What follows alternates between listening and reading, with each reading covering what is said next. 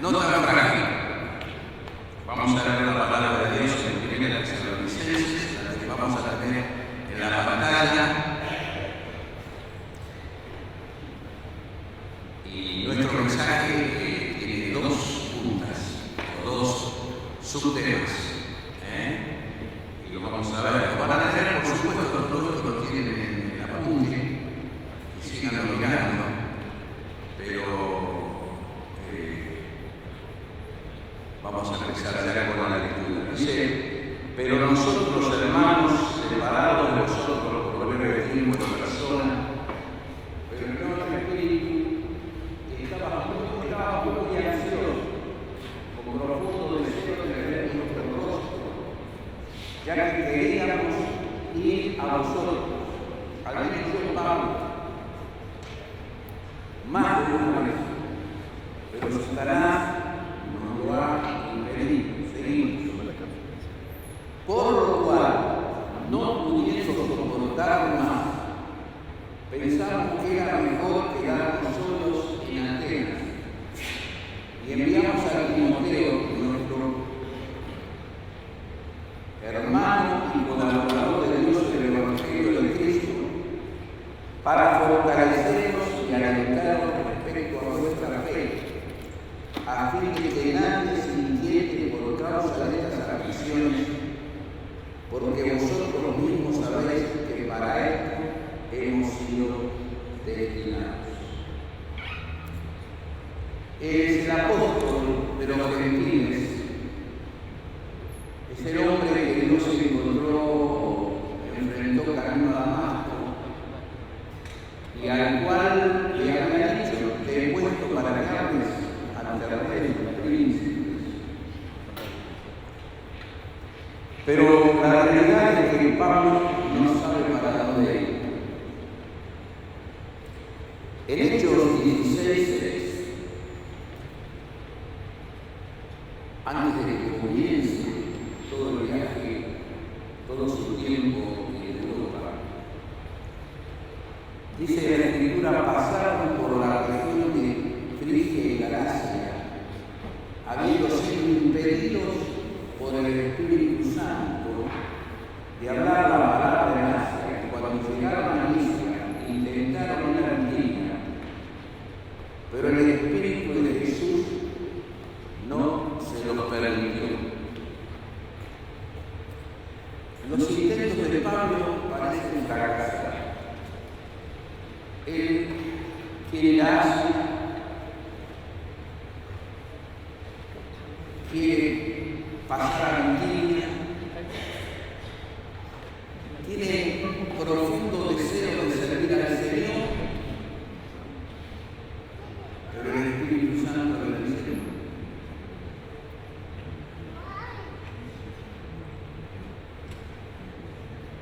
A veces nos parece que Dios no nos entiende. ¿Cómo, Señor? Yo quiero ir a evangelizar Asia. Yo quiero ir a Bitinia. No.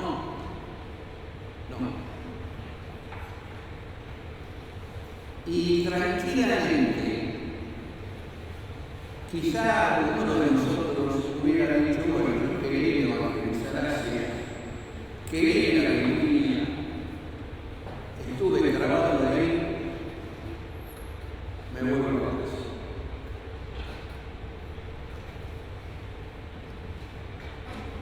Porque cada vez que actuamos en nuestra voluntad, en nuestras sanas intenciones,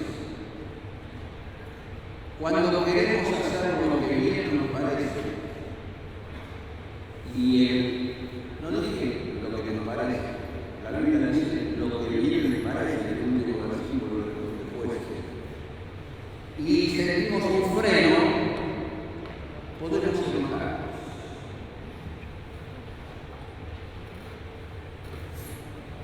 Y ese enojo, el enemigo lo usa para desanimarnos.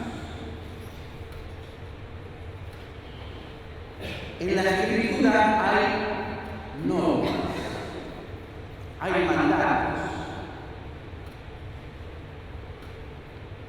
Y esos mandatos están para ser obedecidos.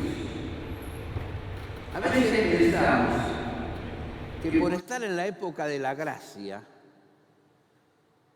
tenemos libertad para hacer lo que se nos ocurre. Pero la palabra de Dios está llena, el Nuevo Testamento está lleno de mandamientos.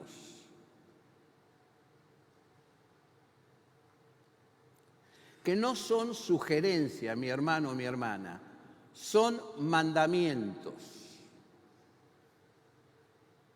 Los mandamientos no son solamente los 10 que estaban en las tablas de la ley. Cuando uno lee Deuteronomio, ve cómo Dios, antes de que el pueblo entre en la tierra prometida, les repasa la ley. Han pasado 40 años, perdido 40 años en el desierto, han muerto toda la generación de 20 años para arriba. Hoy nos acordábamos, solo quedaban Josué y Caleb, y esa generación no había recibido en directo la ley de Dios. Y entonces vuelve Dios a recordarles en el Deuteronomio. Por eso el libro de Deuteronomio, uno de los nombres que tiene es la segunda ley, les repasa los mandatos de él que le dio a Moisés en el Sinaí. Pero en la Escritura, en el Nuevo Testamento, están los mandatos de la nueva etapa. En aquel tiempo había que cumplirlos, y junto con cumplirlos había que hacer los sacrificios. Hoy Alejandro mencionó a ese hombre que tocó el arca del testimonio para que no se caiga. No lo hizo de mala voluntad, lo hizo temiendo a Dios. ¿Cómo se va a caer el arca del testimonio? Pero no se podía tocar. Y él no había sido instruido en que no se podía tocar.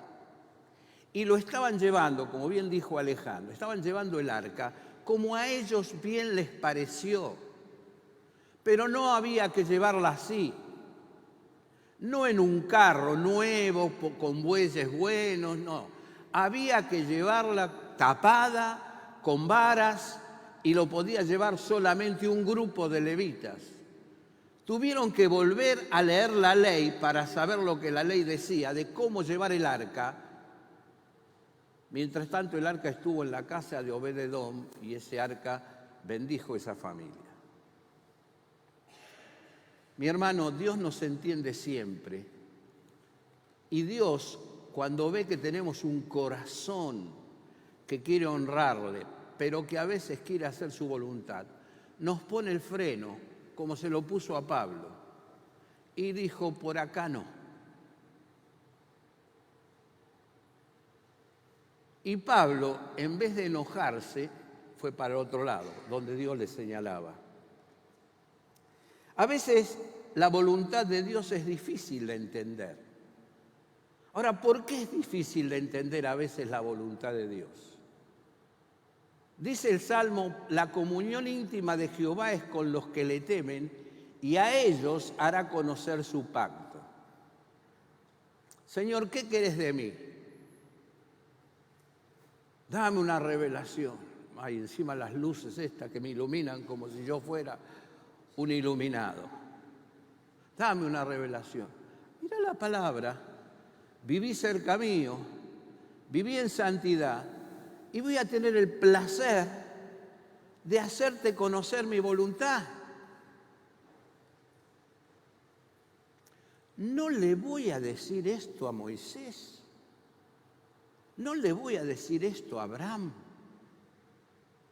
¿Por qué Dios no deja de revelarle su voluntad a Moisés o su voluntad a Abraham, a esos dos tremendos hombres? Porque buscaban vivir en comunión con Él. Mis queridos jóvenes, Mi querido hermano, hermana, no le preguntes a los ancianos de la iglesia en Villarreal cuál es la voluntad de Dios para tu vida. Viví cerca del Señor, vivamos cerca del Señor y abramos su palabra y vamos a encontrar con claridad la voluntad de Dios para la vida. Pero a veces la voluntad de Dios es tan dura que queremos evitarla, ¿sí? Y eso nos lleva a ese momento tremendo de Getsemaní. En el año 84 tuve la oportunidad de ir con papá 2 días a Israel. Y en muchas cosas marca la vida el estar ahí. Y como éramos 2 nada más un camarógrafo que nos acompañaba, él tuvo la oportunidad de arrodillarse al lado de uno de los olivos que se dice que están de la época del Señor Jesús, y estuvo orando allí. Claro, no estaba padeciendo lo que estaba padeciendo el Señor. Él estaba agradeciendo la oportunidad de estar en ese lugar y de que el Señor le haya usado como le usó. Pero ahí estaba el Señor, en el cual no hubo maldad ni hubo engaño en su boca, repetimos hoy varias veces. Y le dice: Padre, si es posible. Es muy duro esto, es muy duro. Es muy duro. Pero así como Él no la evitó,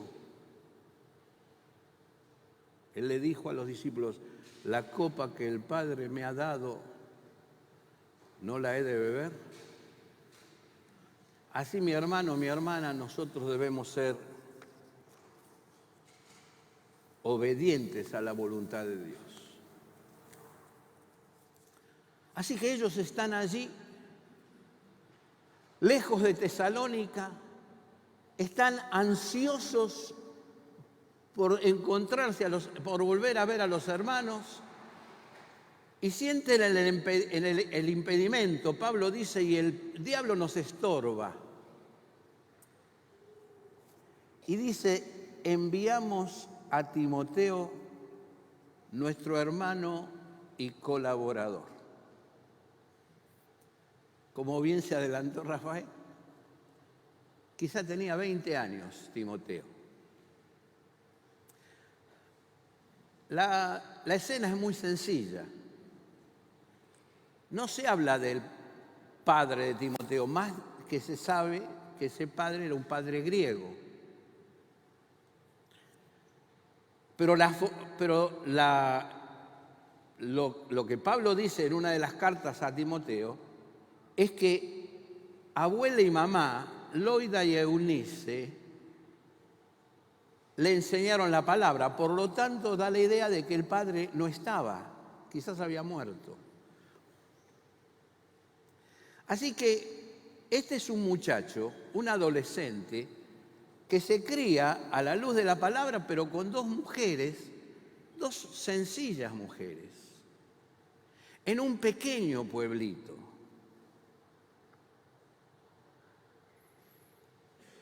Y de repente pasa un hombre del calibre de Pablo, fariseo de fariseos, que se había educado con Gamaliel, un hombre que había estado en la ciudad de Tarso que era la ciudad universitaria de Roma, cruce de caminos, un hombre con una cultura tremenda, cultura que le va a llevar a enfrentar a los filósofos de Grecia, el top de la academicidad de su tiempo. Y pasa este hombre, brillante sin ninguna duda, y le dice a la abuela y a la mamá: ¿me lo dan? Y ellas que son mujeres temerosas de Dios y ven, porque al ser temerosas de Dios disciernen, ven en Pablo un hombre al cual confiarle a su amado Timoteo, se lo dan. Y Timoteo comienza a caminar con ellos. Pero poco tiempo antes, no hace 20 años que está Timoteo con ellos, hará unos meses. Pero muchachos y chicas de la iglesia, Timoteo aprovechó la enseñanza del apóstol. Esos pocos meses le alcanzaron a él para estar preparado para una tarea importante. Y me vengo para acá porque los muchachos y las chicas se sientan siempre al fondo.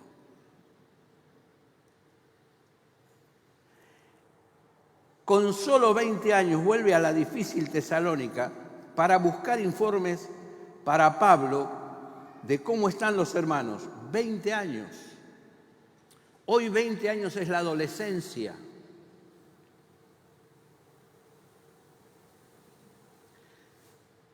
Tiene 20 años, decía.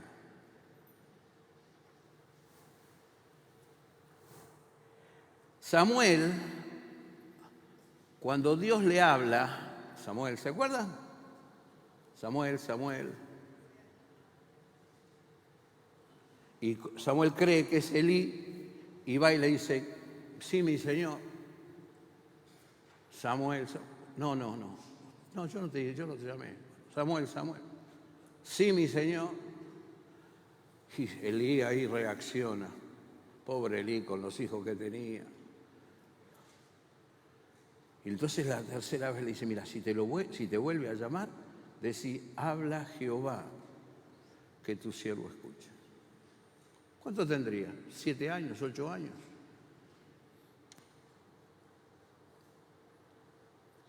Y es Samuel el hombre que Dios va a usar. Quizás no fue buen padre porque los hijos de Samuel lo avergonzaron. Pero es el hombre que Dios va a usar para reencaminar al pueblo de Israel y darle los reyes que el pueblo de Israel va a necesitar. ¿Y qué decir de María? ¿Cuántos años tenía María? Era una adolescente, quizá 15, 16 años. Y está allí en su casa. Lamentablemente encontré una imagen la mejor imagen que encontré, porque todas las imágenes que hay y los cuadros que hay de María en la Anunciación la muestran arrodillada frente a como a un altar, una cosa así. María estaba haciendo la cosa de la casa.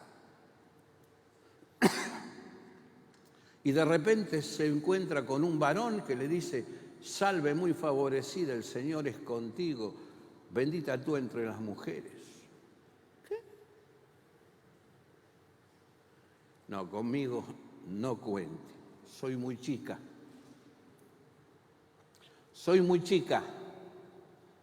¿No se da cuenta? Hay otras mujeres. Además estoy comprometida con José. ¿Sabe el lío que se va a armar en mi casa si yo acepto lo que usted hace, lo que usted me está diciendo? Y seguramente se armó lío.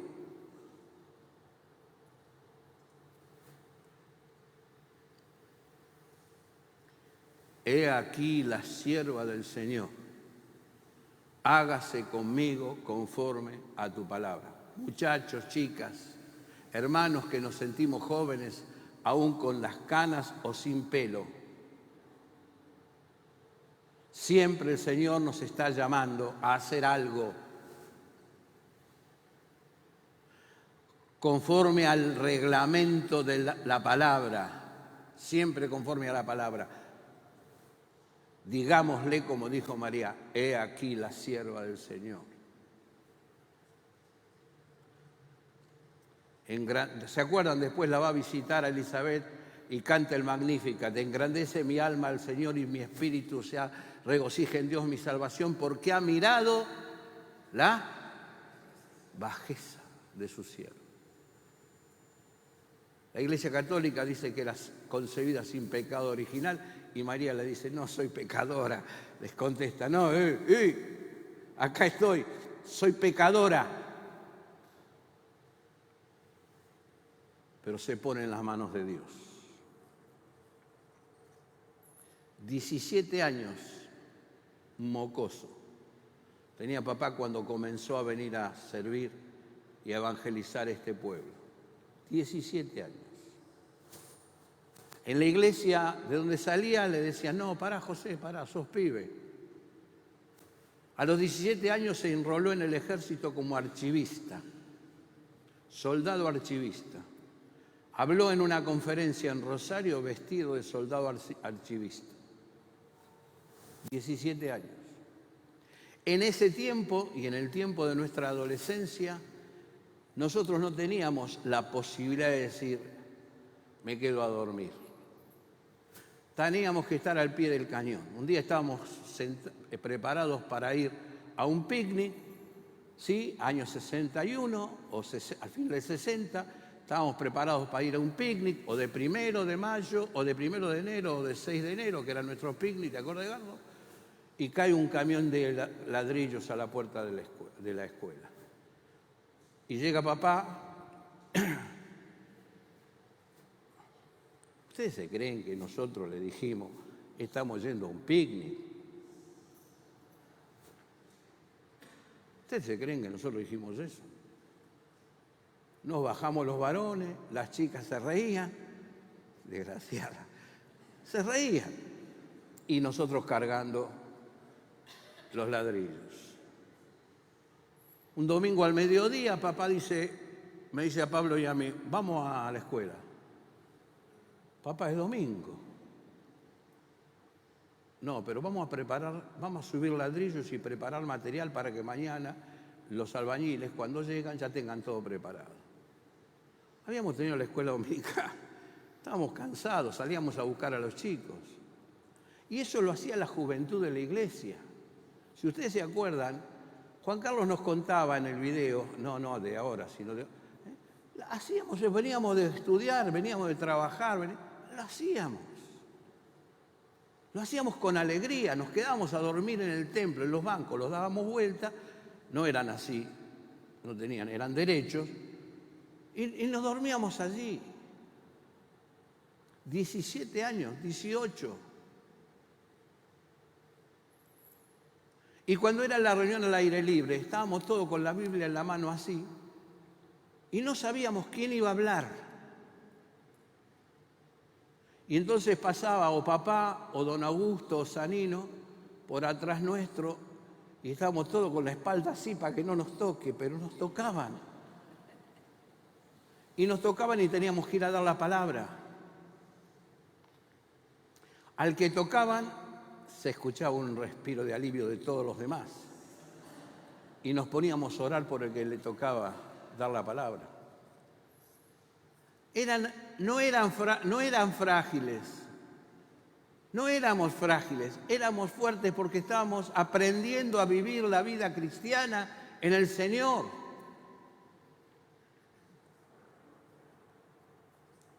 Y Timoteo,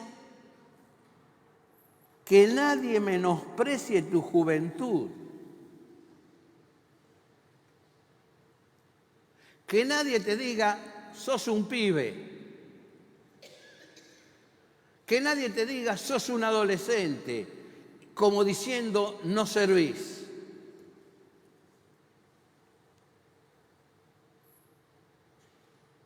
Pero sé ejemplo.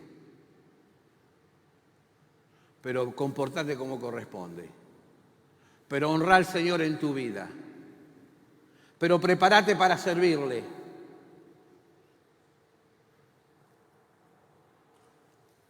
Ahora, ¿qué tarea le da Pablo a Timoteo? Anda a visitar al hermano y decime cómo está. Fíjense.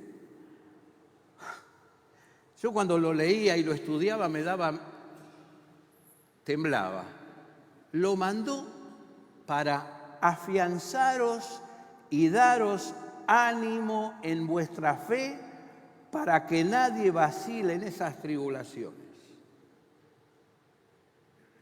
Pablo, pero hace 4 meses que está con vos, pero está probado y está preparado. Primera Timoteo dice, como te dejé en Éfeso para que corrijas. Segunda Timoteo, procura venir pronto a verme, te necesito. Estaba preparado porque se había hecho como una simbiosis con el apóstol Pablo, de manera que cada vez que Dios hablaba a través del apóstol Pablo como apóstol, hoy puede hablar a través de los ancianos, pero por la palabra, no directamente, se sujetó y obedeció y estaba preparado para afianzaros y daros ánimo en vuestra fe, para que nadie vacile en esas tribulaciones. Hace unos días yo estaba con Oscar de Alessandro. ¿Oscar, estás? No vino. Mañana lo ponemos en penitencia. Y me decía él, ¿vos te acordás? No, si mañana tenemos... ¿Ya se fue? Mañana lo pongo en penitencia. ¿Vos estabas loco? Y sí, le digo, ¿de qué? Cuando a mí me dejaste con 21 años a cargo del lago Aluminé,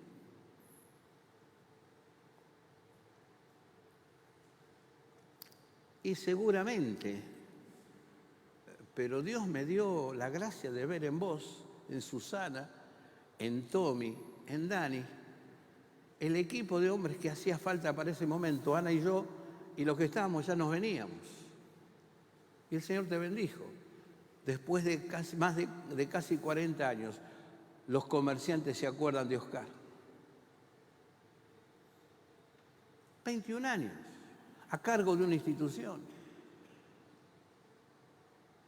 Necesitamos que los muchachos y las chicas de la iglesia se preparen para ir delegando en ustedes esta tremenda obra.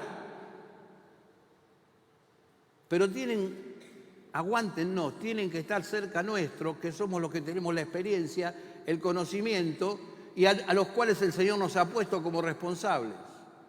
Pero necesitamos que ustedes se preparen. ¿Y cómo hace la tarea Timoteo?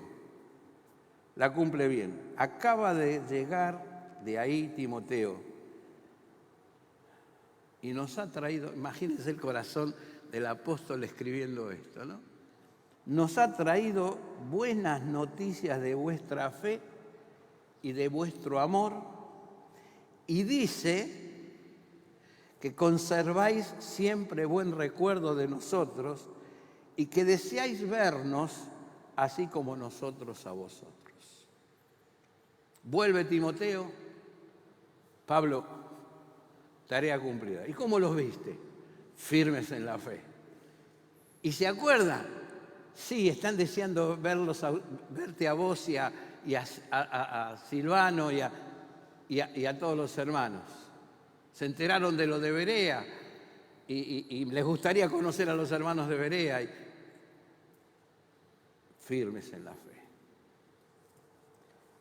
¿Cumplió la tarea? ¿Quién? Un pibe, 22 años. Queremos que cada hermano y hermana tengamos un corazón juvenil, preparado para obedecer a Dios y hacer su voluntad. Como iglesia vamos a estar felices en encomendar tarea a muchachos y chicas que demuestren que quieren obedecer al Señor y quieren hacer su voluntad. Oramos al Señor. Padre nuestro que estás en los cielos, santificado sea tu nombre. Gracias por la vida de Pablo y Timoteo. Gracias por lo que ellos nos están enseñando en este estudio de Tesalonicenses. Enséñanos a estar atentos a tus órdenes y a hacer solo lo que a vos te agrada. En el nombre del Señor Jesús. Amén. Oremos de a dos, hermanos.